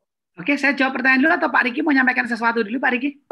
Tidak ada sih, Pak Joko. Silakan. Langsung aja, oke. Iya, langsung aja. Oke, ada pertanyaan. Oke, dari Pak Henry. Bagaimana menghadapi customer yang marah-marah sekali pada kesalahan dari sisi mereka? Yes, pertanyaan yang bagus. Jadi begini, Pak Henry. Customer itu, walaupun dia salah, dia biasanya ngotot dulu. Ini di seluruh dunia begitu. Ada karakter yang begitu maksud saya. Tidak semua customer, tapi ada customer yang memang karakternya seperti itu. Pokoknya marah dulu, siapa tahu marah lalu dia mendapatkan sesuatu kan gitu. Nah, hati-hati juga Bapak Ibu yang punya bisnis retail, saya ingatkan bahwa banyak customer era sekarang yang memanfaatkan kita. Jadi dia marah-marah kenceng, tujuannya minta komplimen. Nah, ini Bapak Ibu harus pinter, harus bisa rasakan. Contoh, ketika Bapak Ibu punya bisnis retail, restoran misalnya gitu, kemudian Bapak Ibu mau ganti minumannya, udah biasanya penggantian minuman yang benar itu ambilkan gantinya dulu, diletakkan di meja, yang lama ditarik. Nah, ketika yang lama mau ditarik, dia bilang, udah Mas di sini aja, nggak usah ditarik. Nah, itu namanya dimanfaatkan. Ada lalatnya juga diminum juga kan gitu kadang-kadang. Nah, ini memanfaatkan, namanya hati-hati. Oke, nah kalau customernya marah-marah sekali bagaimana? Dengarkan, Pak. Tetap pakai 4 teknik jitu tadi. Dengarkan. Jadi ketika mereka marah-marah ya, oke. Saya dengarkan. Ya Pak. Ya Pak. Ya dulu aja. Dia nggak minta maaf, beda ya. Setelah itu baru, Pak, mohon maaf, izinkan saya menjelaskan terlebih dahulu supaya Bapak mengerti permasalahannya sebenarnya seperti apa. Jelaskan dengan wajah yang tenang. Jadi jangan dengan wajah gini. Saya sering datang ke satu tempat ya. Begitu saya ngertak dikit aja kan saya sering jadi misteri guest. Gimana sih gini aja nggak bisa? Dia langsung, Bapak maunya apa ya Pak? Nah, hati-hati, nggak boleh. Customer semarah apapun kita jangan makin galak, makin habislah kita.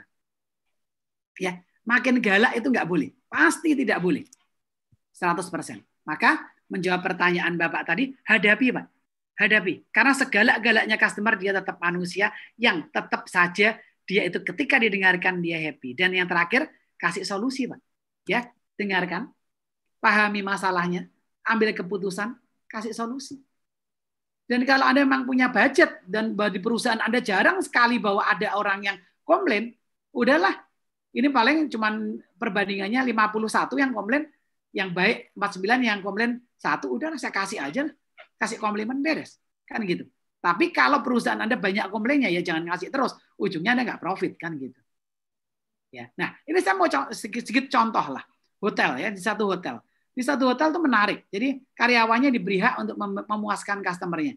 Jadi ada customer yang nggak happy, dia boleh memberikan kopi gratis, memberikan salad gratis, boleh. Itu boleh Anda coba. Selama bisnis Anda standar servisnya sudah benar. Kalau standar servisnya nggak benar, jangan. Ya, Anda akan rugi terus. Gitu. Kenapa McDonald berani ngasih jam pasir kalau ini udah berputar 1 kali, ini udah habis, Anda belum keluar makanannya dikasih kon gratis ya. Karena memang dia mau promosiin konnya. Kan gitu.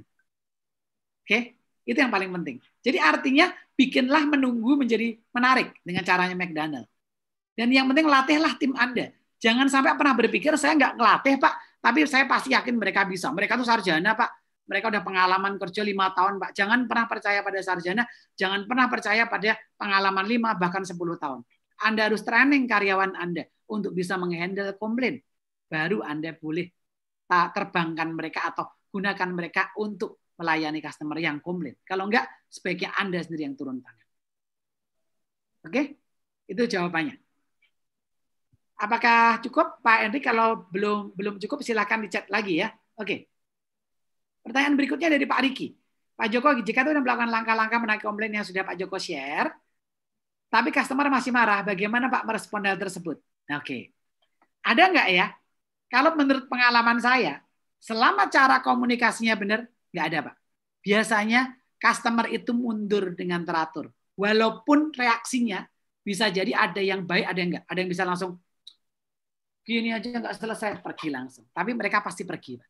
Tapi sebenarnya itu cuma menjaga gengsinya mereka aja, Pak. Ya, biasanya salahnya karena nantangin. Kalau gini caranya saya masukkan majalah loh ya, saya masukkan koran. Silahkan sih Pak, itu kan hak Bapak. Nah, ngomongnya kan baik tuh ya, Pak Riki ya, itu kan hak Bapak. Silahkan Pak, saya tunggu ya Pak. Malah nantangin itu ya, malah marah ya.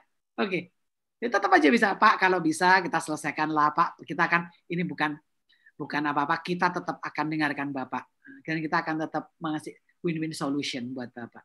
Kami tahu kok Bapak marah ini karena Bapak sayang sama kita. Balik gitu Pak. Nah ini yang kadang-kadang Bapak Ibu lupa jurusnya. Ya, gitu Pak. Oke, dari Pak Freddy. Wah Pak Freddy ya. Bagaimana menangani bad customer? Ya, bagaimana menangani bad customer? Udah dikasih servis bagus, dia selalu menjelekkan bisnis kita. Tapi dia tetap balik gunakan servis kita. Ini namanya penyakit, Pak. Ya, ada orang-orang tertentu yang sedikit sakit lah, Pak ya. Memang begitu. Dia datang ke salon, Pak. Ini banyak ini ketika saya ngelola klinik kecantikan ya. Dia setiap kali datang di resepsionis bilang, produk kamu ini jelek loh sebenarnya. Produk kamu ini nggak bagus, bagus produk sana. Tapi tiap minggu dia datang, Pak. Ya sudah, itu memang dia butuh tempat sampah, Pak. Mungkin dia di rumah punya problem, Pak. Ya udah ampunilah dia lah, Pak. Gitu ya. Jadi artinya itu memang dia memang gitu. Ada yang gitu. Tapi datang terus. Yang penting kan datang terus, Pak. Sebenarnya dia sayang loh, Pak. Itu. Mungkin minta perhatian Pak Freddy, Pak. Itu, Pak. Ya, minta diperhatikan, Pak. Ya, tetap ada, Pak. Selalu ada. Maka di rumah sakit dan di industri-industri yang berhubungan dengan kesehatan itu punya blacklist, Pak.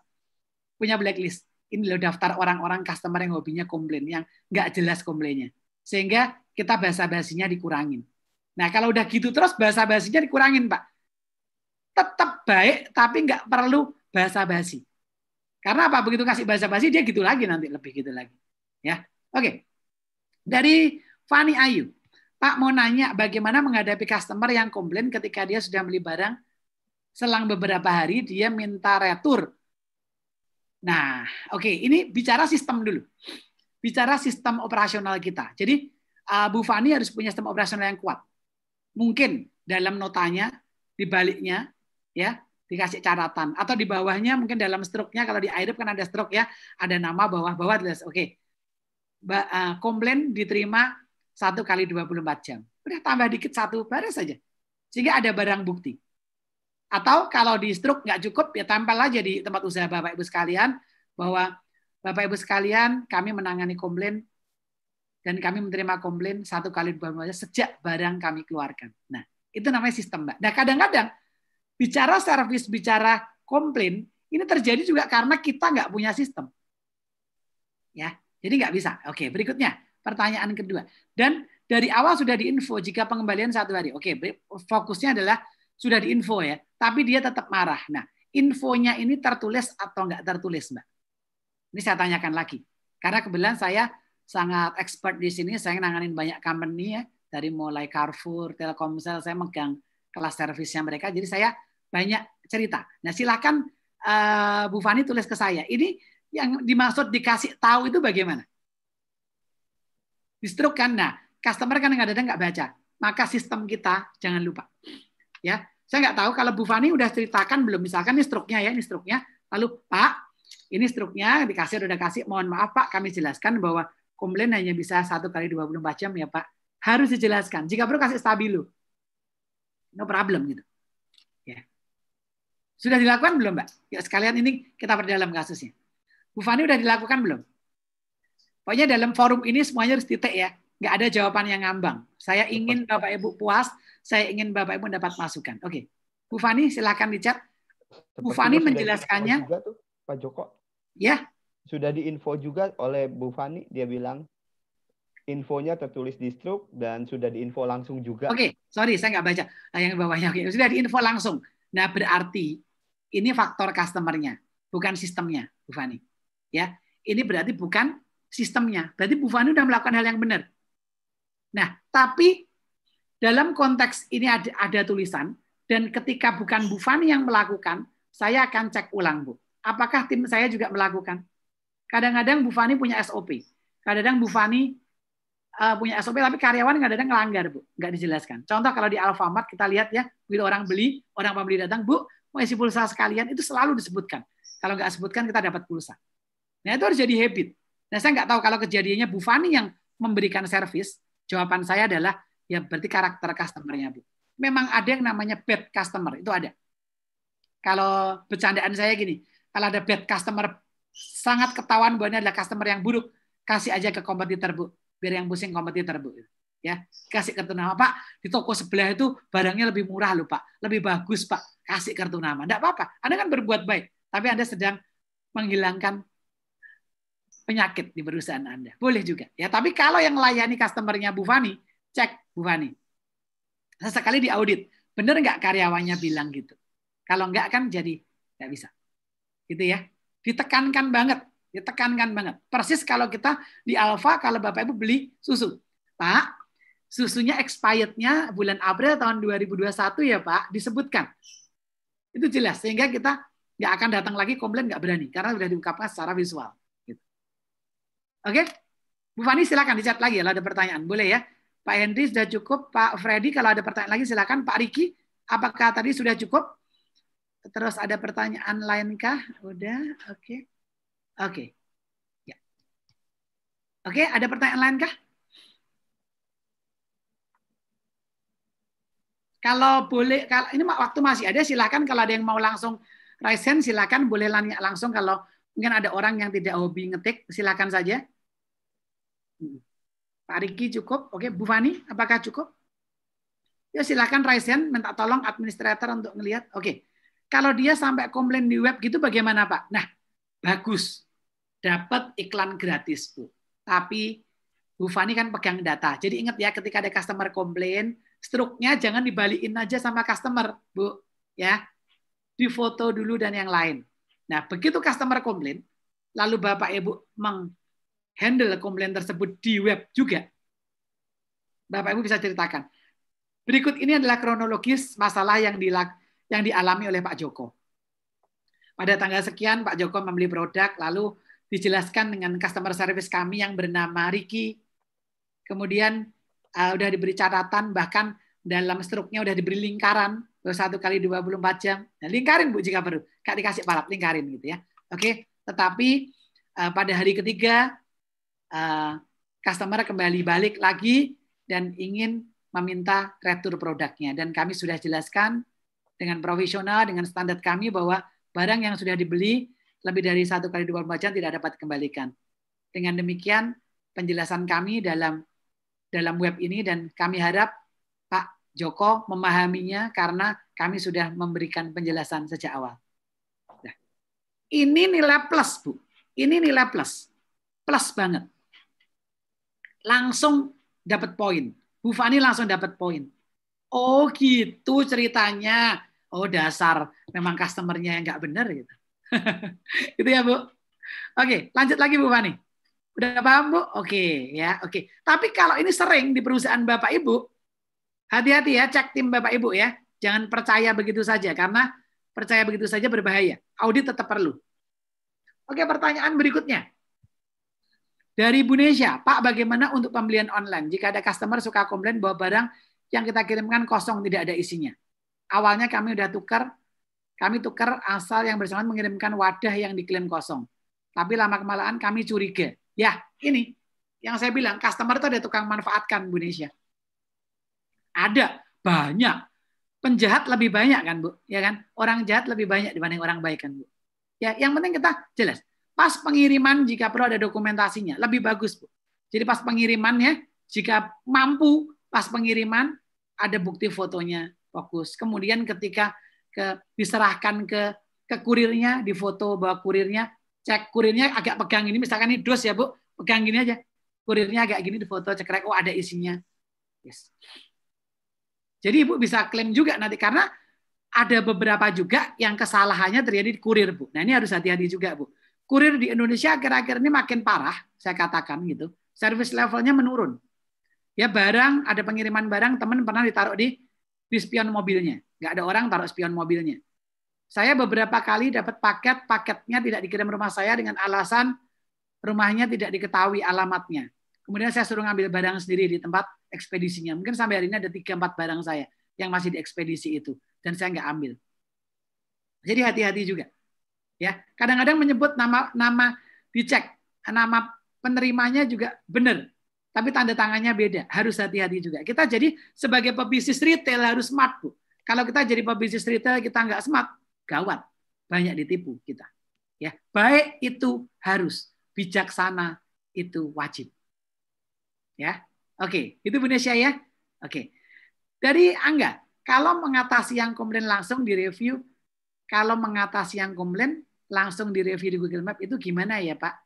Ya komplainnya komplain aja tapi nggak bisa dihubungin karena jarang aktif akunnya. Nah, ini saya nggak bisa kasih solusi untuk yang udah masuk, tapi kembali bahwa contohnya kalau dalam dunia software ya, dalam dunia software sebagus apapun kadang-kadang tetap dikasih gini, betul? Itu terjadi Bapak Ibu. Maka Bapak Ibu harus punya pengontrol. Begitu ada satu yang gini, up dengan 5 yang gini. Wajar, orang itu banyak yang tidak suka. Contoh lah, Bapak Ibu bicara kebaikan di YouTube. Contohnya Bapak Ibu punya rekaman. Kerja adalah ibadah, itu kan baik ya. Tapi yang ngasih gini tetap ada loh. Orang videonya ditunjukkan bersama sama beliau, boleh Pak? Jadi Oke, begitu karena kita kan tidak bicara soal sesuatu, tapi kita bicara soal sesuatu yang memang beginilah gitu dalam perusahaan ya. Jadi kalau terjadi kesalahan di papan bawah, maka papan tengah dan papan atas pasti terlibat. Udah itu aja. Oke, begitu Pak Sigit. Thank you pertanyaannya bagus banget, keren. Oke, Bapak Ibu sekalian, saya akhiri sesi saya. Sudah jam 4. Thank you. Responnya udah bagus banget, yang nanya banyak banget. Thank you. Semoga bermanfaat bagi Bapak Ibu dan kita ketemu lain kesempatan ya. Tentunya makin banyak ikut acara ini kita akan support Bapak Ibu lebih baik lagi. Dan jangan lupa memberikan masukan kepada tim IRIP ya.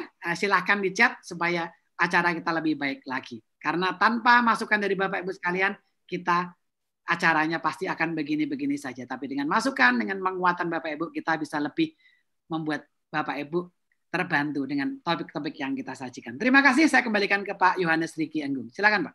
Oke,